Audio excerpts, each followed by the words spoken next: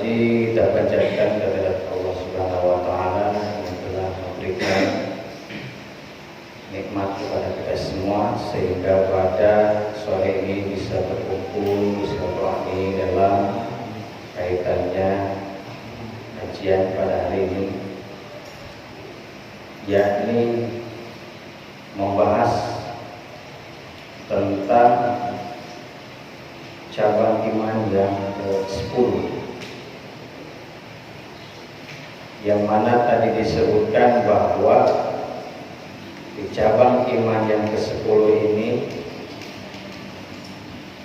ialah hubbullahi ta'ala, yakni cinta kepada Allah Subhanahu wa ta'ala. Menurut Imam Suhail, alamatu hubbullahi hubbul Quran. Imam Suhail mengatakan bahwa tanda seseorang cinta kepada Allah ialah cinta kepada Al-Quran. Wa alamatu hubbun Nabi. Dan ciri orang yang cinta kepada Al-Quran ialah cinta kepada Kanjeng Nabi Muhammad sallallahu alaihi wasallam. Wa alamatuhu hubbus sunnah. Dan ciri cinta kepada Kanjeng Nabi ialah cinta kepada sunnah-sunnah Nabi. Wa alamatuhu hubbul akhirah. Dan tanda seseorang cinta terhadap sunnah Rasul ialah hubbul akhirah, ialah cinta terhadap akhirat. Wa alamatuhu hubbud dunya. Dan ciri cinta terhadap akhirat ialah bentuk terhadap dunia. Wa alamatu butuha alla yaquda minha. Dan tanda seseorang benci terhadap dunia ialah tidak mengambil sesuatu dari apapun terkecuali untuk menambah atau bekal menuju akhirat. Dari Imam Suhail ini kita bisa simpulkan bahwa seseorang yang ingin mencintai Allah Subhanahu wa ta'ala ialah harus cinta dengan segala apapun, dengan cinta yang sebagaimana cintanya kita kepada Al-Quran dan yang lainnya. Jadi bahasanya jangan mengaku cinta kepada Allah kalau tidak cinta terhadap Al-Quran. Orang yang cinta kepada Allah harus bisa cinta kepada Al-Quran. Dengan cara apa? Ya, dengan senantiasa belajar, membaca, murotal, bahkan mengajarkan. Itu salah satu tanda cinta terhadap Al-Quran. Dan jangan mengaku cinta terhadap Al-Quran kalau belum cinta kepada Kanjeng Nabi Muhammad sallallahu alaihi wasallam.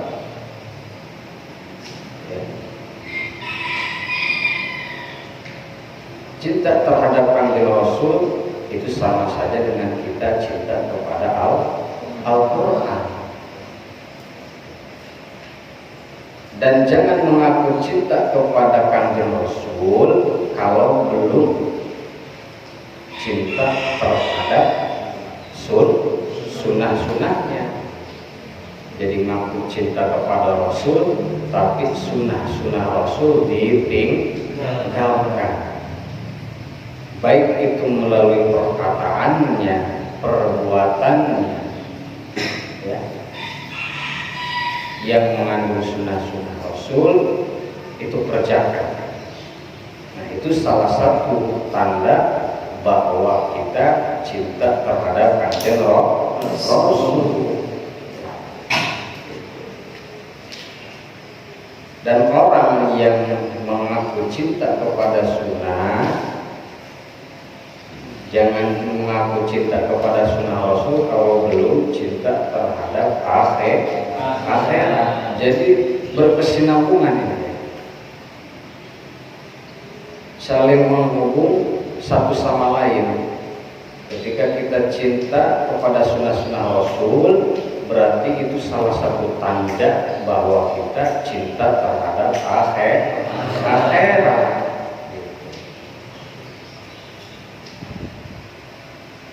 Dan bagaimana tandanya orang yang sudah cinta pada akhirat? Ialah benci terhadap dunia. Artinya tidak terlalu terpesona, tidak terlalu terkuasai oleh dunia, sedang-sedang saja, sedang-sedang saja, bahwa hidup di dunia ini jadikan ladang amal, jadikan jalan menuju akhirat. Ya, oleh karenanya jangan sampai ketika hidup di dunia mengatakan capek sekali hidup di dunia, misalnya, ya. Kalau tidak ingin capek, jangan hidup. Simpelnya kan gitu ya. Kalau orang yang tidak ingin capek berarti jangan hidup. Hidup itu untuk capek, gitu ya. Nah, disinilah dunia ini tempatnya capek. Capek itu hal apa? Ya, tentunya perbanyak amal kebaikan. Ya. Amal soleh, perbanyak amal soleh dengan memperbanyak amal-amal kebaikan. Ya, jadikan dunia ini sebagai jalan atau bekal untuk akhirat.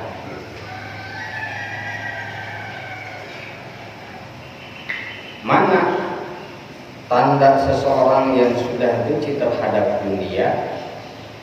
Allah yasuda minha ila zada wa bulqatin ila akhirat.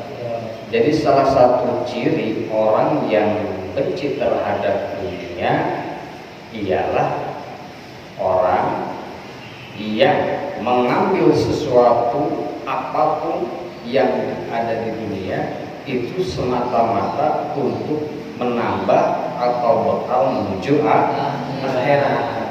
Tadi disampaikan ibadah untuk akhirat, sholat untuk akhirat.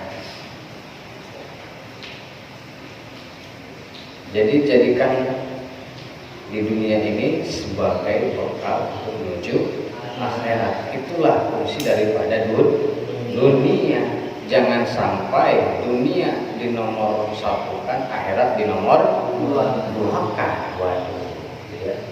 Yang pada akhirnya akhirat dikesampingkan.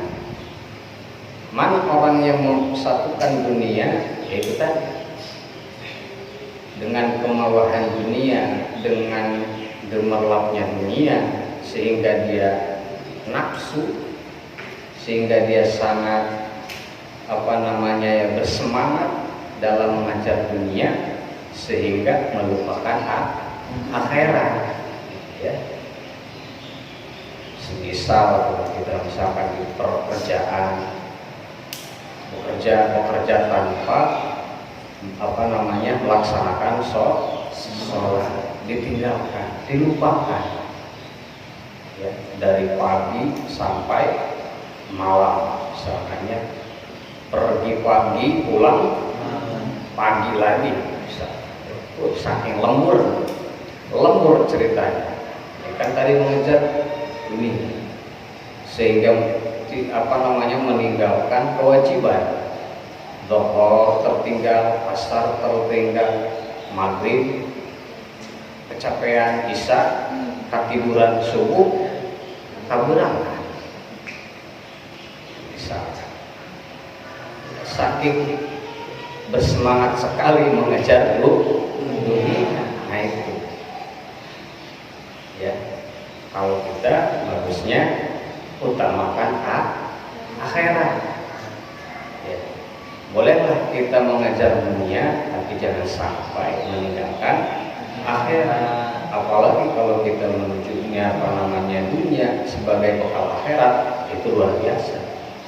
Mana contoh dunia bekal akhirat? Ya seperti tadi, ketika kita melaksanakan ibadah, kalau kita ibadah tanpa makan, tanpa minum, lemas tidak?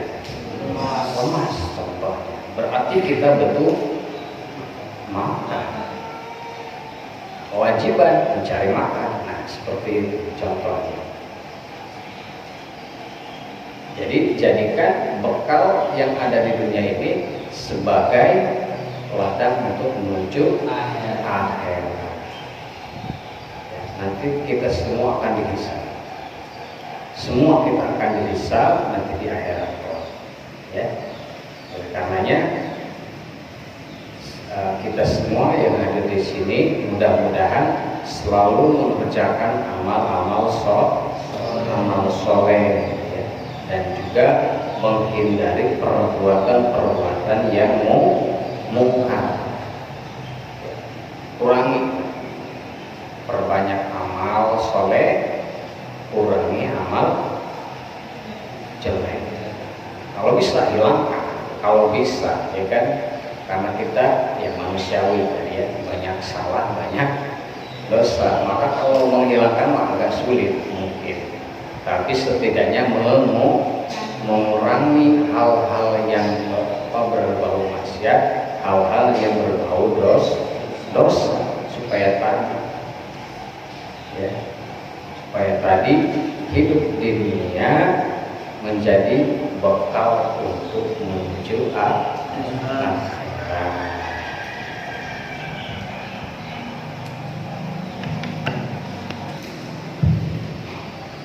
Oke. Selanjutnya ialah menurut Imam Khatib bin Hawwan Qaddasallahu, barang siapa yang mengaku-ngaku 3 perkara tapi tidak termasuk 3 perkara tadi, maka dia adalah termasuk orang yang bohong. Pertama, man hadiyaqullahi ta'ala, siapa orang yang mengaku cinta kepada Allah tapi dia tidak aktif, tidak wara dalam perkara yang haram, maka dia adalah pembohong. Pertama ya. Yang kedua, waman adhiya mahabbatin nabi, barang siapa yang mengaku cinta kepada nabi tanpa mencintai orang fakir, membantu orang fakir, maka dia termasuk golongan yang bohong. Itu dua. Yang ketiga, man adhiya hubul jannah min ghairi infaq malihi fa huwa kadzdzab. Siapa orang yang mengaku cinta terhadap surga tanpa menginfakkan hartanya di jalan Allah, maka dia termasuk orang yang bohong. Ya, itulah 3 perkara tadi. Kalau bahasa kita mah disebut orang munafik. Ya, munafik. Orang munafik itu tadi perbuatan tidak sesuai dengan perkataan. Itu adalah orang yang munafik. Ya, karenanya mudah-mudahan kita terhindar dari orang-orang yang munafik tadi. Amin ya Allah ya Rabbal alamin. Wallahu a'lam. Bismillahirrahmanirrahim.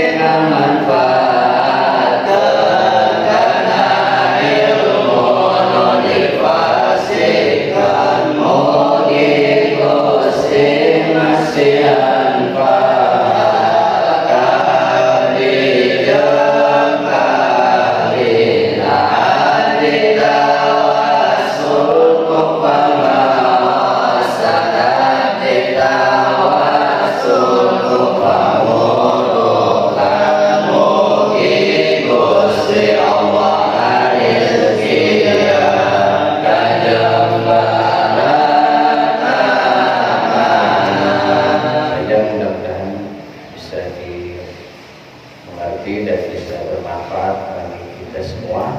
Amin ya Allah ya Rabbal alamin. Billahi taufiq wal hidayah. Assalamualaikum warahmatullahi wabarakatuh.